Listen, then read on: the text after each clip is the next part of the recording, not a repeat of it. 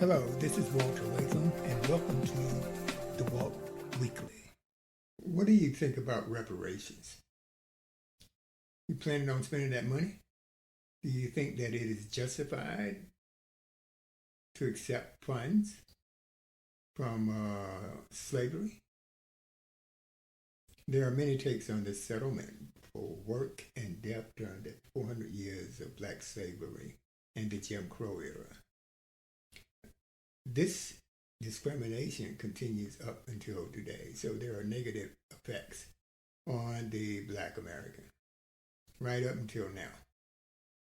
My question is, where is the 40 acres and a mule? We had gotten, maybe we would have been, if we had gotten this 40 acres and a mule, we would have been like Mitch McConnell. We would be saying, oh, well, sorry, guys. This is our land. We have built this up, and our prosperity is intact, and we are growing. Now, his failure to see that there is a straight line from his ancestors' benefit to him is amazing. But we don't need to dwell on his ignorance.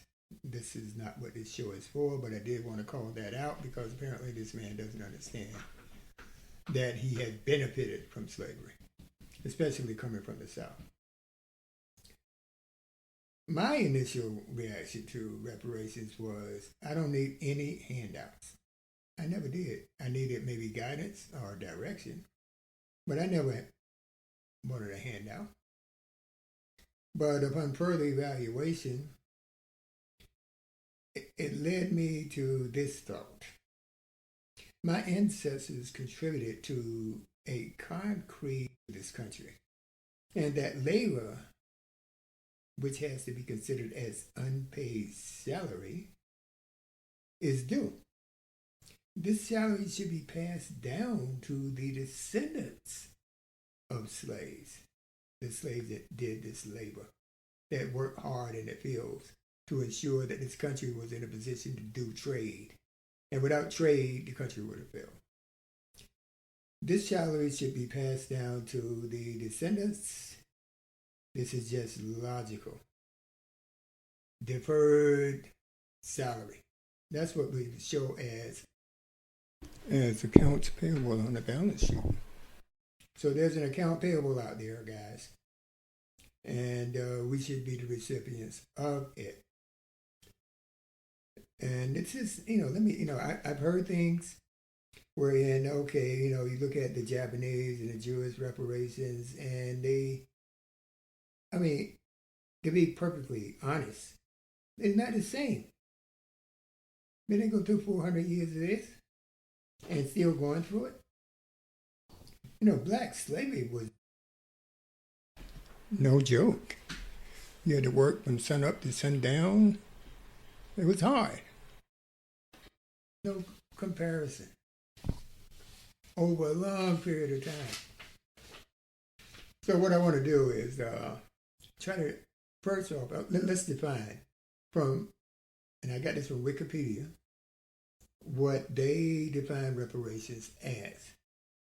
They go on to say, reparations for slavery is the idea that some form of compensatory payment needs to be made to the descendants of Africans trafficked to and enslaved or sold by their families into slavery by other Africans, then sold to the Dutch, brought to America as part of the Atlantic slave trade. They don't mention that the Europeans went into the jungle and took slaves. Whoever they saw, they enslaved. They don't mention that. Why? Is Wikipedia trying to change the narrative here or trying to change the definition? It was a joint effort. And personally, I think that if we can ever track those Africans that turned people over to slavery, should compensate us for that too, because they were compensated then. So I don't know how to find these people, but I think we could start trying to hunt them down. And maybe they can exchange land as a reimbursement for what they made on us. That's a thought that I think we should, food for thought. Food for thought. That's what we do here. We just call it out, let y'all guys think about it, and, through your own research, find out what you think is a good plan of action. But in terms of how the U.S. government will handle this, John Conyers, as I mentioned earlier, introduced H.R. 40, House Resolution 40. And this was just a proposal to study ways and means of compensating the descendants of slaves. Not the actual payment, but they should be able to come to a conclusion as to how to execute payment to the heirs of African slaves. So, witnesses debated the utility and justice of pursuing financial reparations to right some of the wrongs, past and present, that have kept black people economically disadvantaged in the United States. And I would think at this point that everybody would be on the same page, because this is work that have not been realized. I was reading an article in the Atlantic regarding reparations, and the heading of this article went on to say, reparations are not the answer.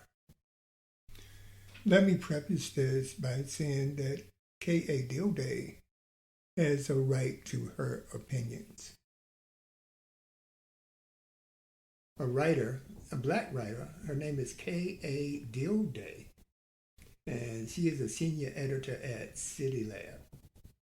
I guess they're a contributor to The Atlantic magazine. And her viewpoint is, she looks at black reparations as putting our race ahead of others.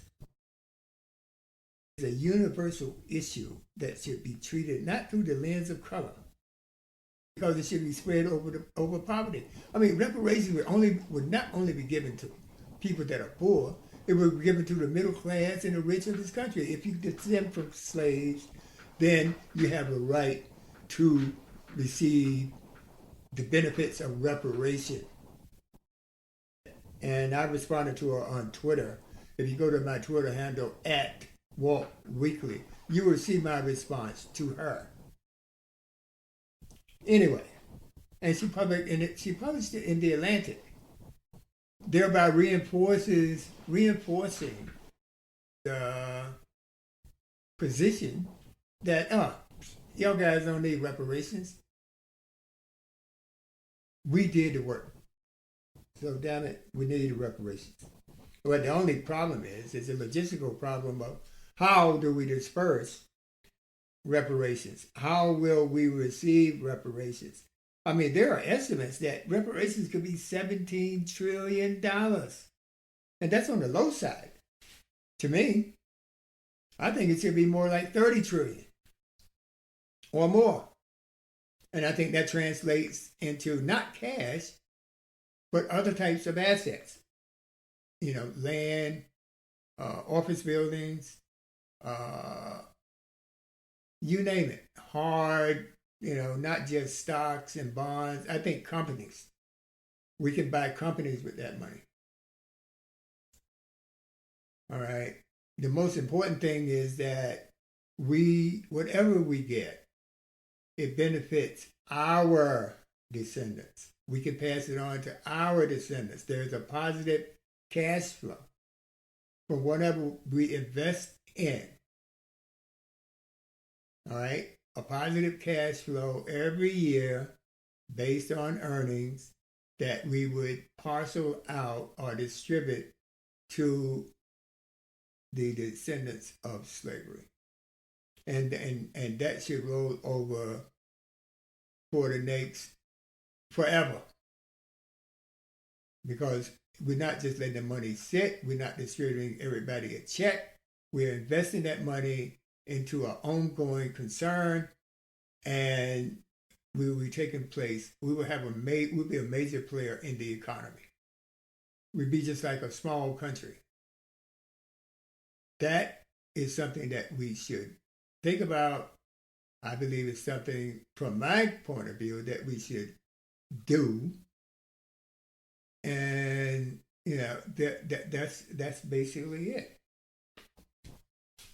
Is how do we realize the payout once they come to a decision that, okay, we're going to try to compensate the Black American for this atrocity that occurred over a 400-year period, and it still goes on in the workplace and things of that nature.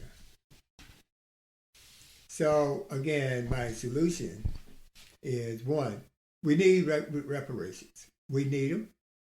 And it should result in a continuous cash flow that will be there for our future generations. All right, with that said, I think that, guys, you can use as food for thought. Go out there, look at HR 40. Look at what's going on with reparations. I know that it's very, very active in Congress at this time. They're really talking about it. There's support from Nancy Pelosi. There's report from Alexandria Ocasio-Cortez. And they're having some hearings. But this will happen.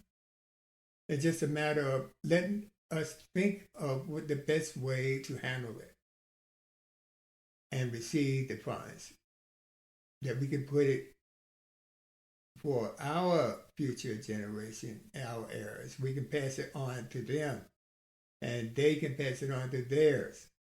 That's what we need to do. And that's what we need to think about. I mean, don't let them just take your money and say, okay, we'll send you $1,000 check to every Black family in the country. It means nothing. Not unless that money is combined and used in its totality, it's nothing. All right? The people that want $1,000 check, buddy, I mean, I can understand it. Maybe we can pool these people together. But they're going to have not ancestors, but descendants too. And those descendants need to benefit. They don't need to realize the mistakes that their ancestors made because they decided to take $1,000 check. Okay? You can spend that in 1 hour, 10 minutes. All right? You can drink it up. So that's why I'm saying that it should be handled in such a way that we can pass it on generation to generation to generation. Okay? All right. With that said, thank you for joining the Walk Weekly. Hopefully you have a takeaway, because that's our main objective, that y'all guys have food for thought. Hopefully you have some actionable items where you need to go out and do some research. But I need for y'all guys to give me the feedback where you can. Tell me how you like this episode. We got a lot more good things coming. We got some interviews coming. I'm trying to set it up. And, we'll take it from there. And I will see you next week. You have a happy 4th of July. And we'll be back next week. Take care. Be safe. And always remember, food for thought. You take it from there. Thank you.